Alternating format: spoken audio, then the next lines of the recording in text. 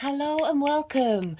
This is the All 12 Signs video series for the Pisces new moon that's happening on the 10th of March 2024 at 20 degrees and 16 minutes of Pisces. This is a big new moon because it's the first new moon in Pisces with Saturn in over 30 years, and it's the last new moon very closely conjunct Neptune that we're going to have. So my name's Chloe. I work with card divination, astrology, and I channel energies through my body. You just heard some channeling come out there. I've been doing physical light language for nearly 3 years now. These are the hand movements that you'll see. And I've recently had a vocal light language activation. Both of these things are drawing on energies from different dimensions, right? To help us heal, help us clear stuck energy and bring in activation codes. Whether you're consciously aware of what it all means, it doesn't really matter, because it's about the feeling. It's about they're connecting to your higher self. They're connecting to source and helping bring in things from that which we cannot fully comprehend. Right. So I should be reading for Cancer and Gemini in this video. If you know your time of birth and you know your natal chart, I really recommend you check out the sign that falls in the first house. This is called your rising sign, where your ascendant is. The astrology will link in clearest with this. However, it does not invalidate you looking at any other part of your chart, perhaps where your sun or your moon are, because they always get activated with lunations. So just look to wherever that sign falls in your chart, look to the house that it's in and the themes of that house. You want to apply those themes along with all the meaning you've got going on in that sign, any planets, any astrological points, to the messages that come through. It will be as if that sign has now moved to the first house. So the astrology will still link in. You've just got to add on a little bit of personal natal chart meaning on top of it. So take what resonates and leave what doesn't. Thank you all for being here. As always, it is an honor and a privilege to do these readings, so I hope you enjoy.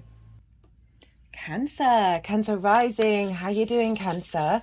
For those of you who don't have Cancer in the first house, which is called your rising sign, look to the house that it does fall in your natal chart. Look to the themes of the house and apply those themes along with all the meaning that's going on in Cancer for you, whether you've got sun, moon, whatever it is. Apply all of that along with the house meanings to the messages that are coming through. It will be as if that Cancer energy of your natal chart has now moved to the first house. So even though I'll be reading for the rising sign, the astrology will still link in. You've just got to add on a little bit of personal natal chart meaning on top of it. So take what resonates and leave what doesn't. Well, regardless of whether Cancer is your rising sign or not, Pisces is a fellow water sign.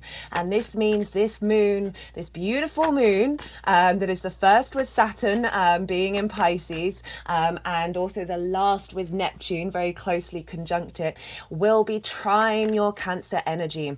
And a trine is an aspect of Jupiter, and Jupiter is a benefic planet. This is an easy, free-flowing energy. Trines bring inspiration. It's about bringing together of parts in order to expand and elevate, right? So bringing together the different water elements and finding harmony, and also exploring how they work together, and just as an ease and a flow here. The trine is also a very it's very inspirational. There's a lot of wisdom. It's about through that wisdom we have deep confidence within ourselves that then draws in opportunities and luck. There's a sense of generosity and joviality with the trine. So very easy, free-flowing energy, I would always say, with trines and sextiles as well, because it's so easy. Like there's a flow there. There's kin, right? So you're both yin energy, you're both water, but different modalities. So there's a real ease of flow of energy and information that we sometimes can take that energy for granted. So always bear that in mind, that if you do feel inspired around this new moon, write the things down. Make sure that you just sort of jot them down or whatever it is, and then start taking action around it. For those of you who are new and didn't quite catch the introduction, I channel energies through my body. I've been doing physical light language for nearly 3 years now, and Yeah, and I've recently had a vocal light language activation, which is what's been coming through. Yeah, and this is drawing on energies from different dimensions, right? And to help bring healing, to help bring attunement and activation codes. Even if you're not consciously aware of what's going on, this is all in alignment with your higher self. Hello,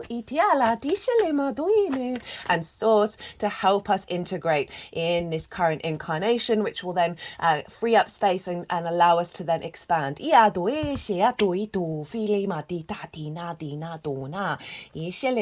I'm still integrating the vocal side of it. I'm still doing sort of activations in my own vessel of help clearing pathways to bring in a clearer translation.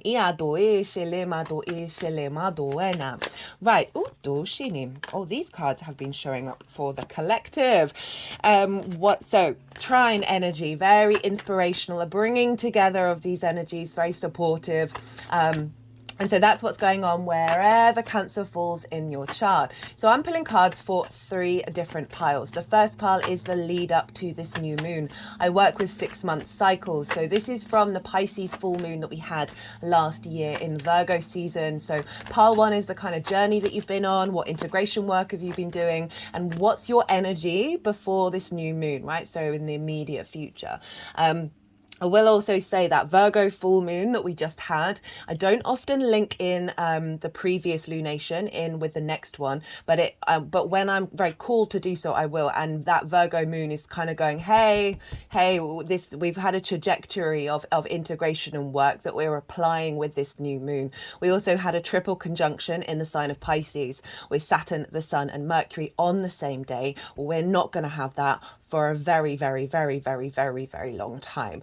That brought up a lot of old paradigms, and it's a setup for this new moon. I've sort of summarized it on my Instagram page as well as on the community page. If you didn't quite catch the Virgo moon, go check out that post and you'll get a sort of an overall understanding of what's going on.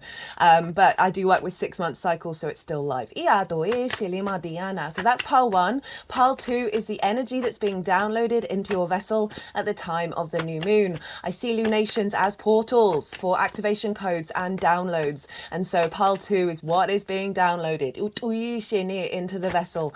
And the baseline for this is the collective reading. And that is where I get to break down the astrology in way more detail of how all the celestial bodies are talking to each other at the time of the new moon, that form a harmonic blueprint, right? An energy framework that collectively is imprinted.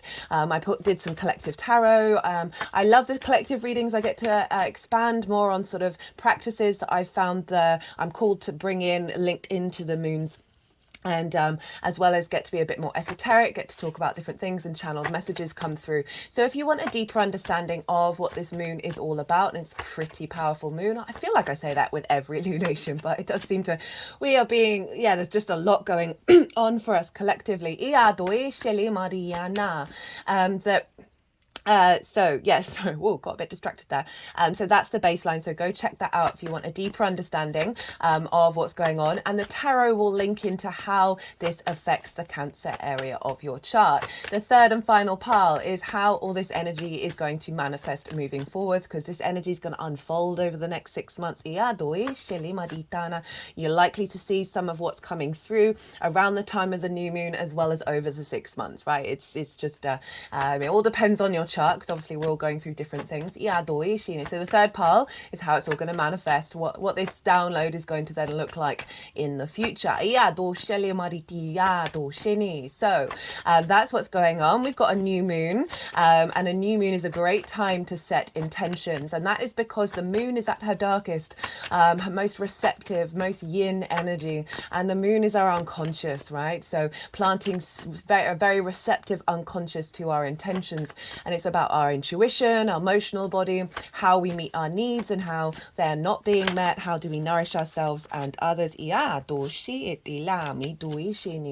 And so setting intentions around activating these things can be really useful.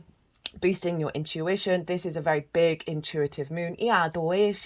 Bringing more flow to our emotional body, our needs being met, our ability to nourish and be nourished. Because it's receiving the full light of the sun, the clarity, the vision, the animation, the divine light from the thing that powers our solar system. Now, where is this happening for Cancer rising? So get a little sort of define what those intentions could be. And this is happening in your 9th house, Cancer. And this is the house of the gods. This is your big picture perspectives. Perspective is the key word for this house. It's about your morals, your ethics, your philosophies, your connection to book, religion, source, nature, science, all these matrices that are bigger than ourselves, but we are a part of. Our questions around them, our questions of how we fit into it all, how we map ourselves out in our society, our culture, the world, the universe. It's about learning and teaching. It's about mastering something. And that's all in order to broaden our perspectives and then share our perspectives. It's often the lens in which you learn through, and the way that you communicate your learning. It's about going and staying somewhere for a longish period of time that is unfamiliar to you. It's often linked into foreign travel, because we then broaden our perspectives. But it could be you decide you go, say you've lived in the town your whole life and you want to go and live in the countryside. That's a different perspective, even if it's in the same country. Also astral plane work, multi-dimensional travel.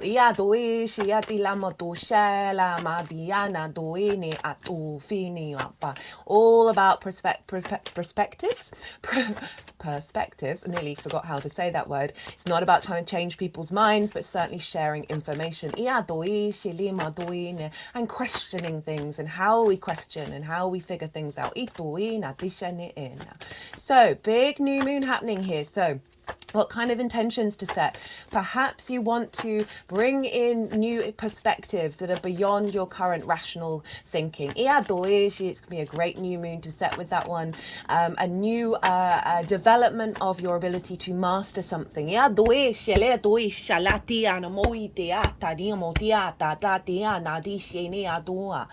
well as receptivity to you sharing your perspectives.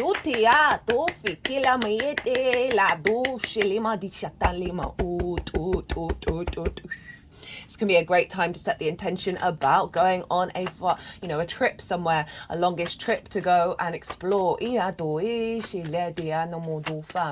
perhaps you want to take a certain learning process a bit further. Right, that mastery of it, of activating that cycle. So all of these things can sort of show up with this new moon, of setting intentions around this. You also might get hints and clues around the lunation that are about the longer term cycle.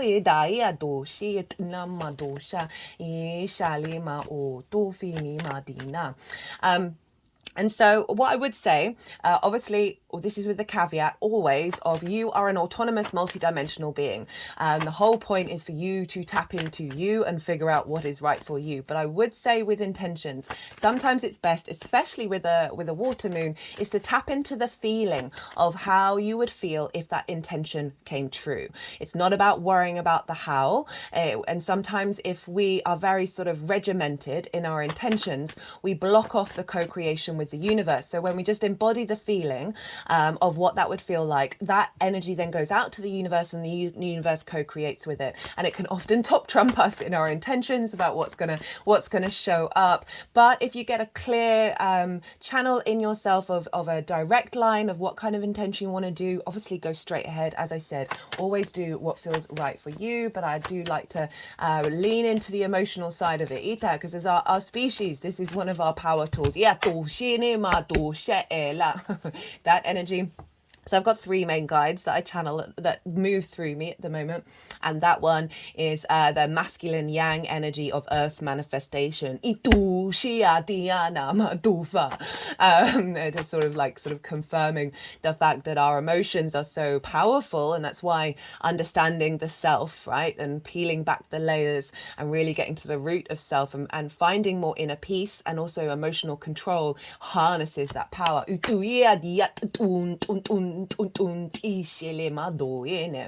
Right, so this is trining your ascendant, Cancer risings, and your ascendant is how you embody your sun or your moon in your actions and your deeds. It is the lens in which you operate through the world, right? So you get the commands from either the sun or the moon. It depends if you've got a day or a night chart. And then the ascendant is that lens, the flavor in which that you navigate through the cosmic waters. It is your body, it is your character, it's your appearance, it's your sense of self, it is the house of self, and it's often how other people see you. So we've got this trine here, a sense of inspiration and elevation, a wisdom coming in with this imprint from this new moon and feeding with ease into your embodiment of self. So what just came into my mind was walking your talk, practicing what you preach, and really embodying those perspectives. I often find with the ninth house, especially at the moment, we can have an element of grief because of what's going on in the world, right? It's absolutely crazy. The psyops are everywhere. It's so unbelievably overwhelming that we can often lose hope in our connections to the bigger things, right? To the matrices. And I'm not just talking about the one that's all bad and evil. I mean, whatever. That's just what am I trying to say? That is just a perspective, right? There are many different matrices, and so often we can feel isolated at the moment and not being able to connect to that, of not understanding, oh, why do I exist? Why does any of this exist? This all seems like chaos. And so I feel if that has been showing up for you, that this new moon is really realigning you back to the truth of the core of the universe. Now let's get into the astrology. So I'm not going to break all of it down because that's all in the collective reading. There's some fun stuff going on that I'm not going to mention, but it is there just because I do try and keep these readings. I try and do it as quickly as possible, but they still end up being around an hour. I love nuance, I love context. So, I want everyone to have as much understanding about what's showing up, because for me, astrology saved my life. And there's just no getting around it. The amount of peace that it gives me, the amount of understanding, and then that creates so much more free space within myself. And the awareness that things are transitory, things are constantly in motion. We are not fixed in a certain dynamic. Right, okay, astrology. So in the sign of Pisces, we have Saturn, the sun, the moon, and Neptune. They are all very close to one another. And so Saturn's giving structure to the magic of Pisces. So Pisces, mutable water, the collective energy. We're dealing with a lot of collective healing, and also collective wisdom. Bringing up a lot of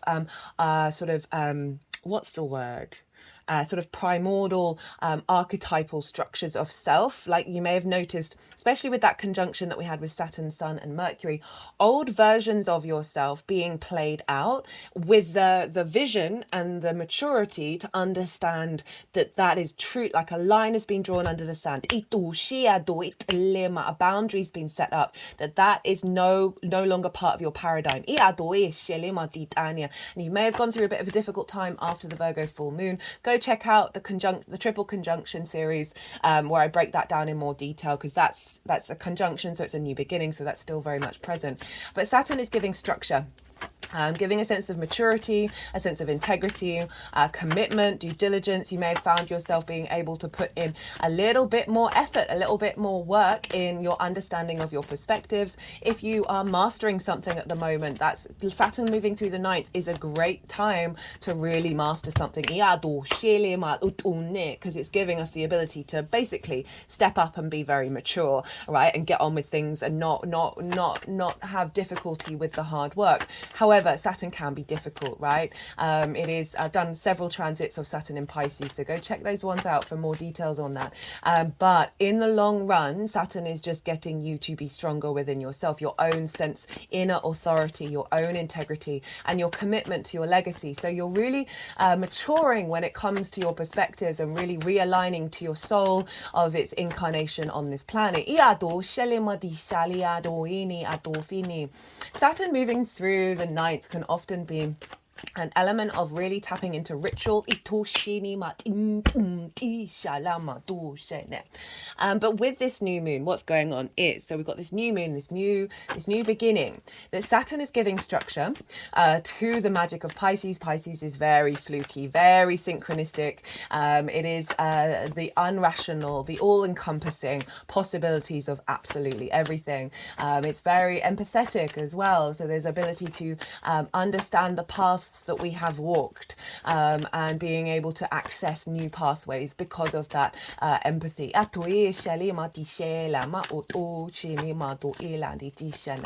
The sun and the moon, our vision and our intuition, are having a revamp, and they are very close to Neptune. Now, as I said in the introduction, this is the last new moon that we're going to have in Pisces, very close to Neptune. There'll be another one with Neptune still there, but it's going to be quite far away, so it's going to be a different vibe. Neptune is our connection to source. It's all the dimensions, all the frequencies, the multiverse, absolutely everything, and it can lead to illusion, delusion, sensitivity, confusion, and I definitely felt that was all bubbling up since that Virgo full moon, really loudly, in order for that to be cleared out. For you to understand what feels like a delusion, what feels confusing, in order for you to reorientate back to your understanding of reality as best that you can, right? And really cracking open old paradigms. Because it's bringing in a new one, because Neptune is the bringer of realities into the current one, right? It's often linked into the film industry. And so we've got this connection to source, of the magic of the universe being funneled into this new moon, of us being able to observe this magical reality, of us being able to trust and have some faith in it, to see it clearly, right? That sun energy, and have the maturity to act on it in terms of our legacy with Saturn. So this can really reconnect you back to source and bring more ease in your life, as well as bringing some magical perspectives that you can then share with others and expand and master. Water holds a great deal of memory, right? It can I think I remember reading how water holds more memory than a computer, that there's never been any more water than what we've had on this planet. So if you think about the level of what is contained in that water, both the blessings and the trauma, and it really feels like this new moon is giving us this strength within ourselves to clear that heat, clear that stuck energy, and open up to source, and sort of recalibrate the collective water system. Now, Mercury will have just moved into the sign of Aries. It's 0 degrees of Aries. I love Mercury in Aries, but it's going to retrograde there, and I will do a retrograde series on that one. Mercury in Aries, right, first sign of the zodiac. Go, go, go, go, go. Very independent, very autonomous, wanting to experience life for itself. Fast energy, personal connection to spirit. I find Mercury in Aries is quick downloads, quick inspiration, fast. Go, go, go, go. Can be very hot-headed. Let's be real about that. I often find when I'm doing Aries transits, I swear more on this channel than I do in the rest of the year. I'm British, I swear a lot, right? But I do try and be really mindful of that on this channel. I love swear words. I think they're really powerful and really great. But anyway, this is Mercury is helping us interface this new reality, this new magical reality with it's interfacing with our soul to bring this into reality. We're going to get very quick upgrades, and that retrograde is really going to reinforce it. So that's super powerful that's going on. It's also sextile Pluto, so that is going to bring in some big powerful transformative energy. So the other major aspect that I'm going to talk about is the sextile. The sextile, the Queen of Cups, the Queen of Pentacles. She's sort of half wanted to come out and then go back in again, just in case she comes out again. I thought I'd let you know. The sextile to Uranus. So Uranus is the liberator. Very, very independent energy. It is the oddball of the unit of the solar system. It is different to all the other planets in quite fundamental ways, but it doesn't care. It doesn't care that it's different, isn't trying to fit in, is just being itself. And so Uranus comes along and breaks chains, clears the path for our soul to be free. The liberation of our souls and the integration of it in this current incarnation. It can be very disruptive, Uranus, because it's not that, its axis is upside down, so it's like turning things upside down, can be a bit dramatic. But overall, because Uranus is so independent, it's breaking out of convention, it's breaking out of tradition. It can be very inventive, very innovative energy. And it's over in the sign of Taurus, which for you is in your 11th house of hopes and dreams, friends, groups and alliances, and reaping the benefits from your 10th house, which is your life purpose, career, visibility, reputation, all that kind of thing. And so this is the house of good spirits, and Uranus is moving through there, recalibrating your hopes and dreams in alignment with your soul, bringing in new opportunities around reaping the benefits from your 10th house. You may be feeling very independent when it comes to friends, groups and alliances, or you may be meeting people who are very independent, who are very sort of maverick energy, and that has been helping you recalibrate and understand that you too can be like that. And it's sextile with this moon. And a sextile is an aspect of Venus, and this is another harmonious, soft, easy-flowing aspect. And this wants to bring connection, appreciation, value, love, desire, a sense of harmony and grace, diplomacy, and it's very creative in nature. You are both those two signs are both yin in nature, but they're different elements and they're different modalities. So this is where we get to play and find appreciation for that which is different to us, but fundamentally at the root similar. So there's an ease here with this trine and the sextile, and obviously Taurus is sextiling your energy, Cancer. So you've got two sextiles and a trine. So really inspirational, very creative, and bringing connection, bringing more harmony in. So this is the imprint that will be at play in the Pisces area of our chart for the next 6 months. So with these perspectives, with this new understanding of yourself in the universe, this is bringing in the ability to hope and dream in a very magical way. To really have the intuition. This moon is going to be very psychic, activating our psychic abilities, activating our intuition, really heightening it, activating the magic within us.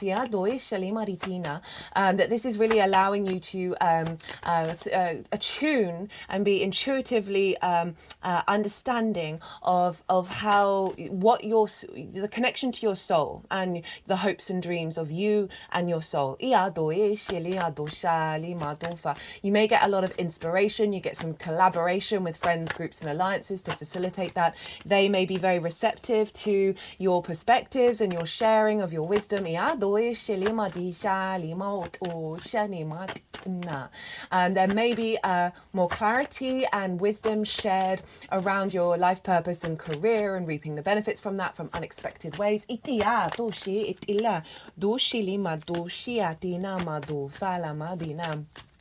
So big energy here. Uranus is very powerful, and this moon is very powerful, and they're combining forces. And Taurus is the physical personal physical connection to the earth, right? Of finding pleasure, finding joy in the 3D, in your physical senses. I could see your senses, like, so the physical, not your emotions, but your physical senses really becoming quite electrified. Say this can really help attune you to picking up the information that you need. Of like feeling your spidey sense get activated around that, of helping guide you to where your hopes and dreams get manifest. If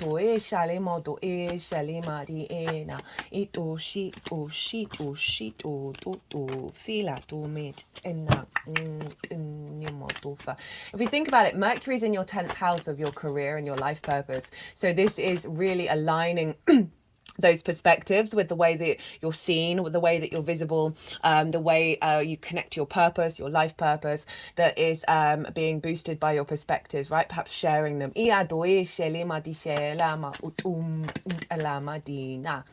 that's going to be received by friends, groups, and alliances if you work with them. So that's the major aspects. There are other, as I said, there's others going on. We've got a lot of earth energy with this moon, which is why I very much feel like we are bringing the magic into reality and helping make that manifest, and being able to utilize it as well, and combine the multi-dimensional aspect of this universe. Right, so let's talk a little bit about rulership. So whatever's going on with the ruler of a sign is impacting the sign that it rules. And who traditionally rules Pisces? Well, that is Jupiter, and Jupiter is hanging out with Uranus over in the sign of Taurus. They're going to conjunct pretty soon at the end of April. That's going to be wild. I'm going to be doing a transit on that because that happens roughly every 12 years. And so this is Jupiter expands. Jupiter brings elevation. It's kind of like saying yes to wherever it is, and it's bringing more opportunities, more wisdom of understanding of yourself, connecting to groups.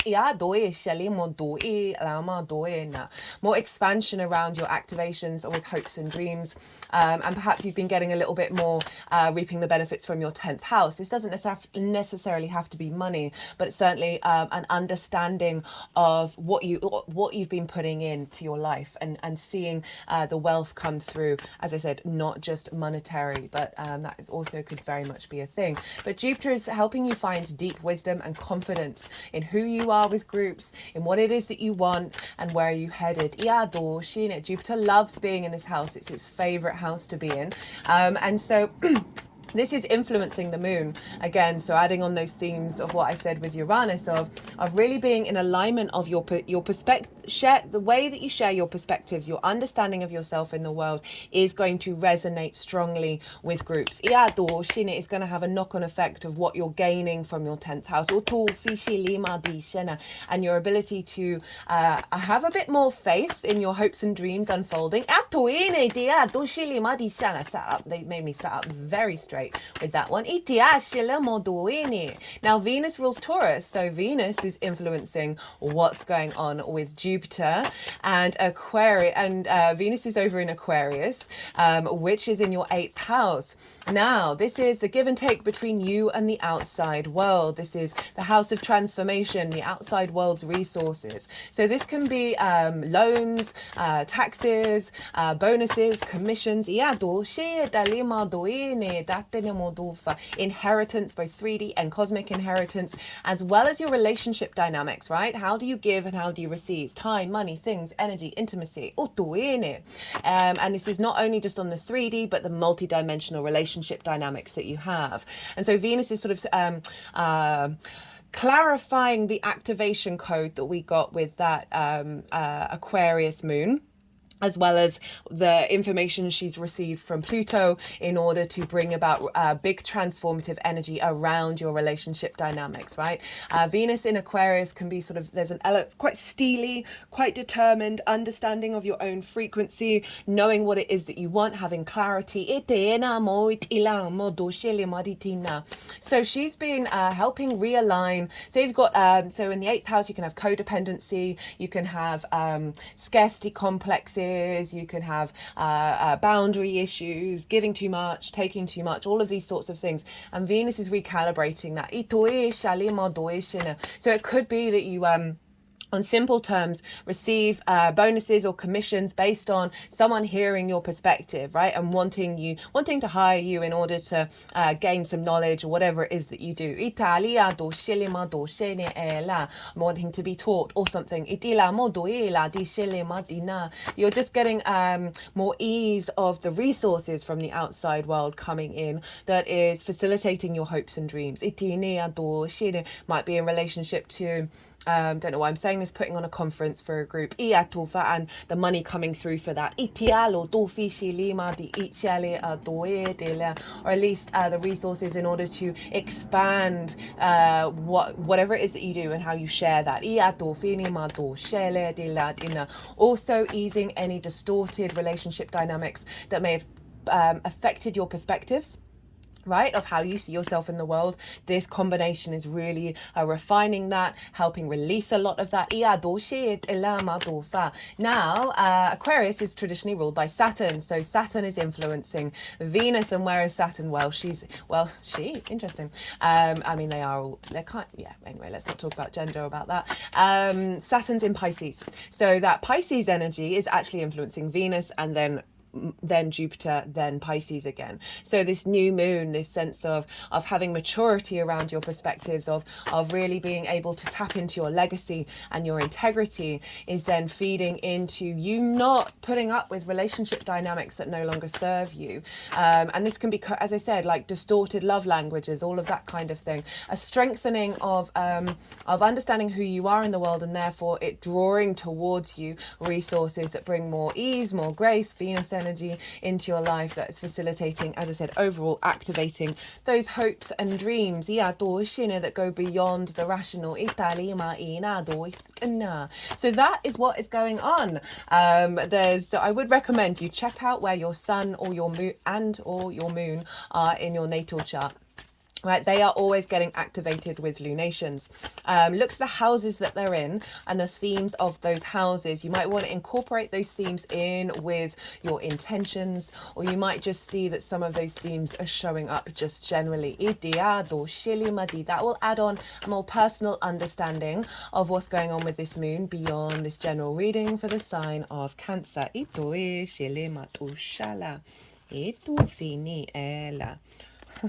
Cut the deck and get your cards. That's hilarious.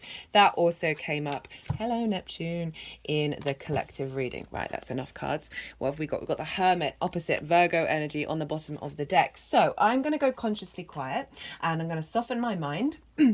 The energy the energies are going to flow through me. They are going to move all the cards around. They're going to do some physical and vocal light language, and then they will put the cards into the 3 piles, and that is when I'll bring the tarot into the astrology. I call you to soften your mind as well. You've just had so much information thrown in your direction. Let that all settle. Don't overthink it, into your unconscious mind, and then see what intuitive hits come up for you while we're having this little bit of channeling going on. Ishali ado utu shili ado isha eta eti ado ishali etin etin etin tin tin tin tin vela ma ushani atum ushili matum ush ush ush ishana ush ush ush ina tu shali ela do shali ela doina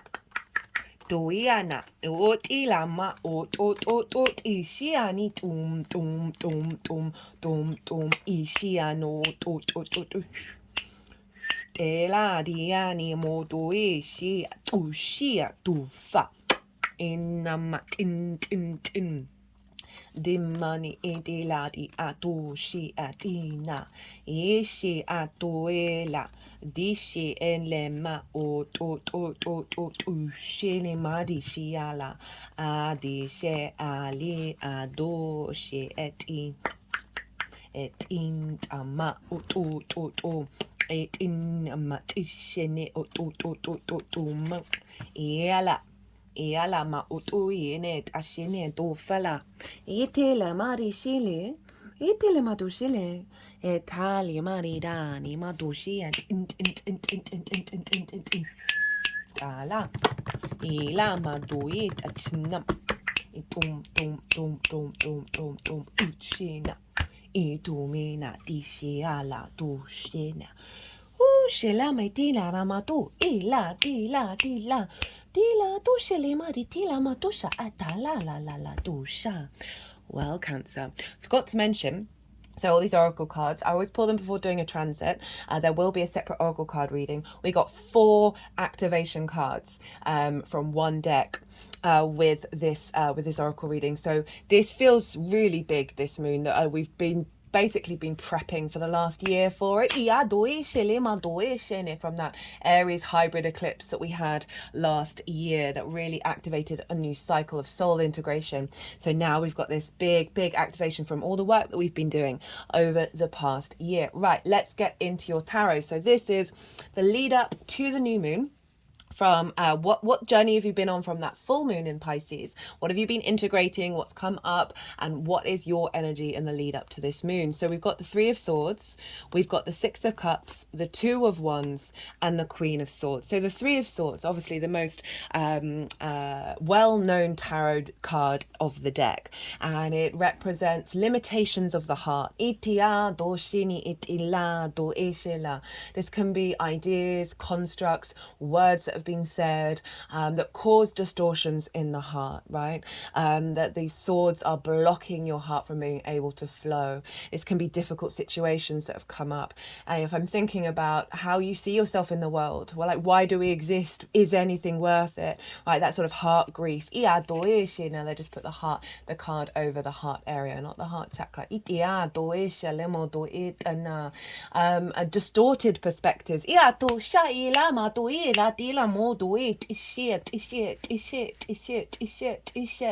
On this could also be wounds and blockages around mastering something. They're moving around the third eye now. Going like that.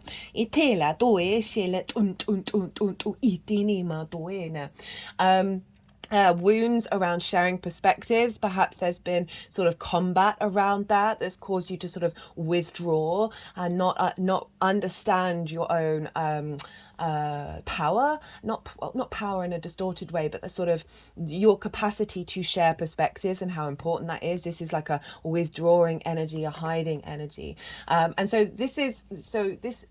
this may have been events that have happened over the last 6 months that are bringing up these wounds, or causing wounds.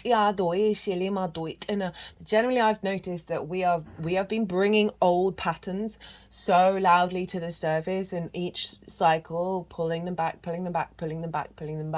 that there may have been repeating of cycles showing up. That's taking you back to this space. If things haven't happened, right, it could be or that you've just had the time to contemplate this energy, right? So even if we've done a lot of inner work, we've worked through a lot of things, I often find that it just peels back. Then you get the tendrils, like the real sort of nuances of that energy within us, right? And then we have this space to be able to work through it and, right, sit with it, give it compassion, give it love. We're not here to hide from the shadow or the ego or any of that darkness. It is part of the duality of this planet and part of our journey as shamans to work together with both the light and the dark. So it's saying that you've been going through navigating this energy, that Three of Swords, and it's come with the Six of Cups, and the Six of Cups is a deeply healing card, right? Sixes are very protected, and this is about being at peace with the past. This figure is often linked into being coming from the past. And you see in the cups, the cups are full of flowers. And this is sort of no regrets, no shoulda, woulda, coulda, a deeper understanding of you wouldn't be who you are now without everything that's happened. And also, the fundamental thing is our souls signed up for all this nonsense. So making peace with that creates more space, creates more, this is the biggest house in the tarot, representing safety and security. So there's an element of a process of healing that you've been going through, of bringing things into balance where you're no longer in this space fully. You are able to see the growth. You see that energy is often composted and then brings flowers, right? This also could be a reconnection to past life energy. And so often a lot of our wounds are parts of the cycles of old incarnations or our ancestral work. And making peace with that. Coming into emotional balance. We've then got the Two of Wands, and this is really saying you've then you recalibrating. Two of Wands is long-term, big manifestation energy. This figure is on the top of a castle. They are safe, they are secure, they've got the higher perspective. There's a bit of frustration because you kind of want to leap into a new land, but it's about getting the lay of the land that you're now in, right? Of having gone through this transition. And that can take a while to integrate. I appreciate the 12-step program, but the one thing that I really find quite abhorrent, and I know it does work for some people, I know it's important for some people to have this stick, right? That the moment you fall off the wagon, you go back to zero. And that's a big stick. But it's also denying that on that journey, you have integrated, you have done a lot of work. It's kind of negating all of that. This isn't this. This is you knowing that you are in a new landscape, but you are getting, it's from everything that you've gone on before. Now you're surveying this new landscape and figuring it out. It takes time to integrate. This is a pause card. And so you've been integrating, you've been figuring it out, and you will be going on to a new journey. They've got the world in their hand, and it's a heart in this deck, right? And so if we think about the ninth house, there may have been blockages around you traveling, exploring, broadening your perspectives there, because you've been recalibrating, and it's the heart. So that's so funny, actually, that we've got the Three of Swords and then this figure. There's no swords in this heart anymore. And sometimes it can take us a while to understand that, to really know and have faith that those swords have gone. And we're not repeating those cycles. It's come with the Queen of Swords. So this is kind of your energy in the lead up to the moon. The queens are deep, they nourish, they bring depth and nuance, they observe and cultivate, right? They're really they build and they manifest from a very nurturing, cultivating space. And the Queen of Swords, she's gone through some stuff, right? She's gone through some difficult times, but her head is above the clouds even.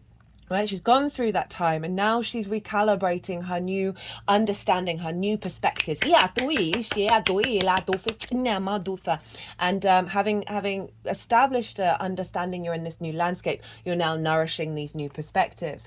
What I love about the original Rider-Waite is that with all the court cards for the swords, they have birds everywhere, and the Queen of Swords is the only one to have one bird, and it's above their crown chakra. So it's this realignment with this new journey of where are you flying to next. You're flying via your crown chakra, so you're in alignment. But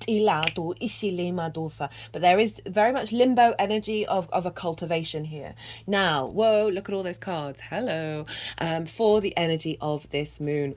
Whoa. This is what's being downloaded into your vessel that will unfold over the next 6 months. We've got Death in reverse.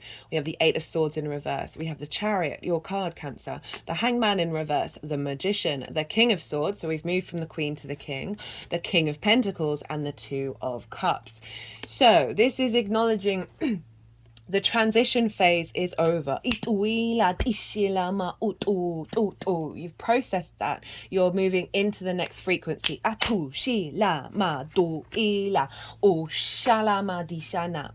Eight of Swords in reverse. This is all about illusion. That this figure feels contained, but they are not. And how so many of our constructs and ideas, our perspectives, actually fundamentally limit us because they're deep in our unconscious spaces. So we're applying that unconscious with this new frequency of liberation, right? Those swords are falling away, the limitations are falling away and setting you free. And then the Chariot, this came up in the collective reading, and this is all about knowing you have the wisdom within yourself from all of your experiences. You are able to utilize the resources around you to move through this world with a sense of confidence and victory and balance, right? The yin and the yang. You see here, this figure, there are no reins. You are not holding on to things. You are not trying to control. There is more flow. There is more intuition coming through. For some of you, this could be about moving somewhere and going and broadening your perspectives elsewhere. This Chariot is moving through the world. It's going, it's exploring, it's bringing in new possibilities. And very much the embodiment of this new frequency. And the Hangman in reverse. So the Hangman upright, this is the only card with a halo representing enlightenment. And this is about pause and a change of perspectives, right? But upright, you have received that perspective. This is what's integrating and unfolding. And you are then able to go out into the world and share that perspective. It's not, again, not about changing people's minds, but your ease and your confidence just sharing and being okay with just the sharing process. And the more that we sort of surrender expectations and assumptions about how that's going to be received, more just the full embodiment of the sharing, the more that activates drawing towards you energies that will in fact receive it, because there isn't this restraint, the control, the reins. And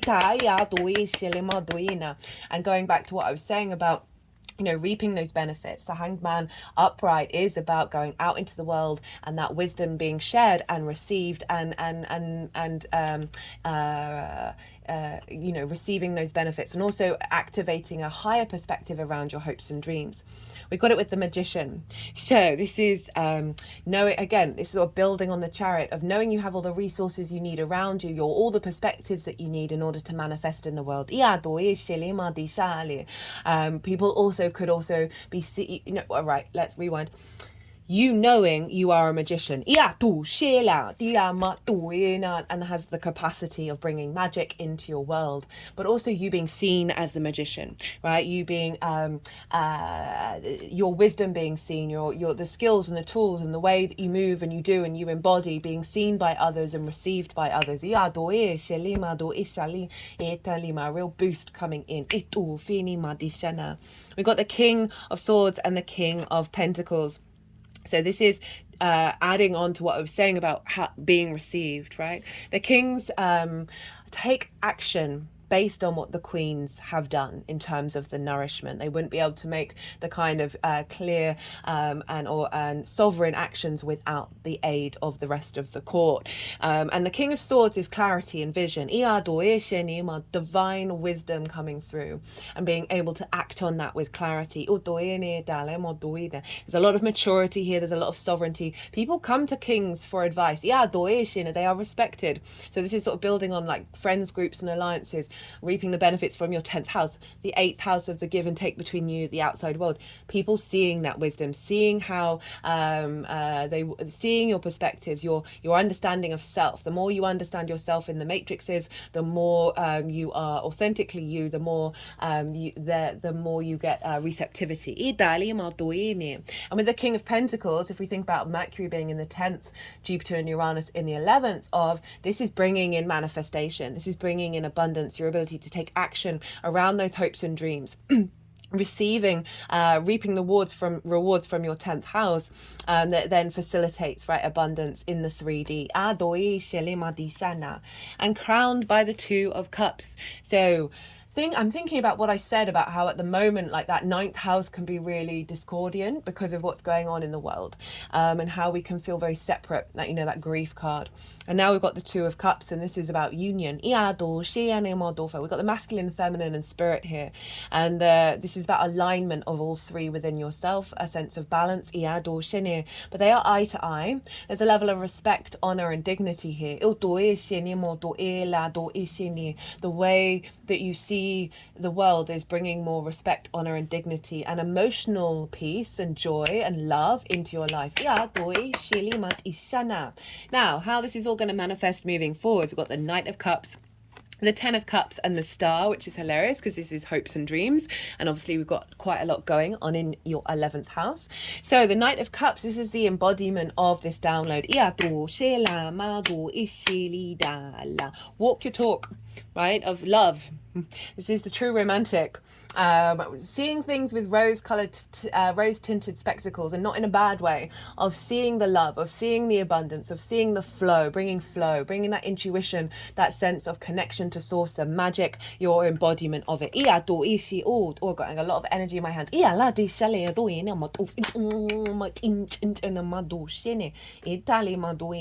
Of you, as I said, embodying this perspective, embodying this understanding, and being able to take action on it. With the 10 of Cups, so this is external emotional contentment, right? Moving from the 9, which is internal. This is external. We've got the nuclear family here. That could be relevant for some of you in terms of hopes and dreams, but it just represents a desire, a love, a longing, a hope, a dream for that which is beyond the self, right? And so this is, this is the only rainbow in the tarot. And rainbows for me are the chakra body, light, prismed, creates the chakras, and this is energetic flow of your body that then reverberates and recalibrates your environment. In Sanskrit, chakra is wheel, and if you look at the cups, they look like wheels. The vortexes within you, they are in alignment, and this perspective of how you see yourself in the world, right?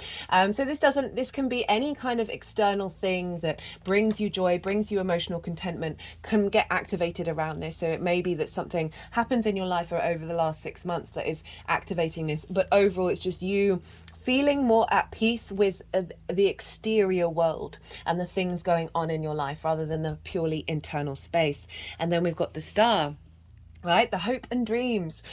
This is, she is uniquely herself. She is unclothed, and she is reconnecting back to her galactic heritage, right? On this planet.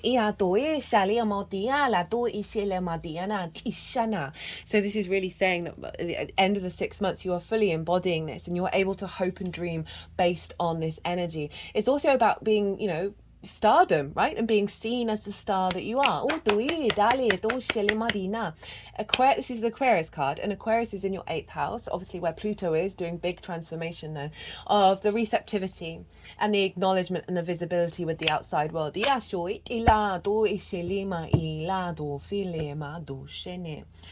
the Hermit on the bottom, and this is Virgo energy. And this is all about your inner wisdom, really coming, going outward, right? That sort of deep knowing within yourself. You are not conforming to the groups, right? That's one thing Uranus can do, is sort of break any bonds and limitations around friends, groups and alliances that have limited your deeper understanding of self. But overall, this outward expression of the Hermit. Got soul identity, family. Well, as I said, reconnecting back to your galactic energy, and that 6 of Cups, that can also be soul family coming in. A reconnection to your understanding, your perspectives of who you are in terms of the matrices of your soul family.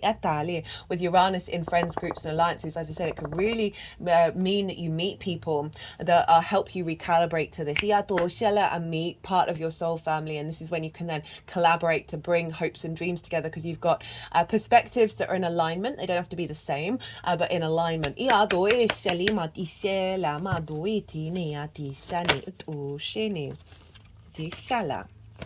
Right, let's get one more card. This is the First Light Tarot. We've got the Death card, so a double confirmation on transformation. So we've got change, suspension of consciousness, new life, reborn. So this, I love this deck because it's got different words on it. I love this of like a release of the old paradigm, of bringing in a new cycle. That rebirth. Okay, let's get some final qualifiers. This is the numerology deck. Surrender. Okay, so that's confirming that you've had to go through a period of surrender of old paradigms and observe and integrate. And that's the preparation for the Chariot of not fixating on control of what's going on and who are you and what do you think. Allowing things to unfold.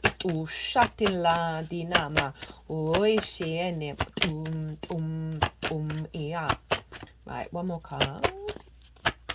One more card for my lovely Cancers. And obviously Cancer rising and a big Cancer placements. You are ruled by the moon, so these moons are always going to impact you. And I'm going to go a little bit off tangent here, but I do recommend checking out the Aries Libra Nodal Transit series. It's in its own playlist because the Cancer energy is the release point, right? It squares those eclipses, but it's the bottom of the square. So it's there's a lot of surrender, there's a lot of releasing it and rebuilding at the moment for Cancer. And the Capricorn is the peak of like what are we building moving forward. So you might just have found that you've been going through some changes of self as well. Spirituality. Well, that's, it is the house of the gods, the 9th house, and we've got love, partnership. So I always, I always try and read these, the energy for you, right? And we don't necessarily have the houses that would normally indicate a love partnership. So for me, this is like you falling back in love with your perspectives, with how you see yourself in the world. Really bring some harmony. That's sort of doubling up on the 2 of Cups. I'm also thinking perhaps some of you, this might be about meeting someone from an unfamiliar environment. Because if we link in that hopes and dreams, that can also be, that 10 of Cups, the happily ever after. I'm always mindful of this because not everyone's looking for this. And whenever I say these things, Please don't like be a meerkat and be like, when's it coming? When's it coming? When's it coming? Go do you. Go do you. Surrender the how or the why if this is a dream and a hope, and see what comes in. But always focus on embodying yourself fully. So reconnecting to your spirituality, reconnecting to source. Right, Cancer, I'm going to leave it at that. I hope you enjoyed this reading. As always, it's an honor and a privilege to read for you. If you did like this reading, don't forget to hit the like button. Be good to yourself, Cancer. Be good to those around you. And most importantly, be well until we meet again.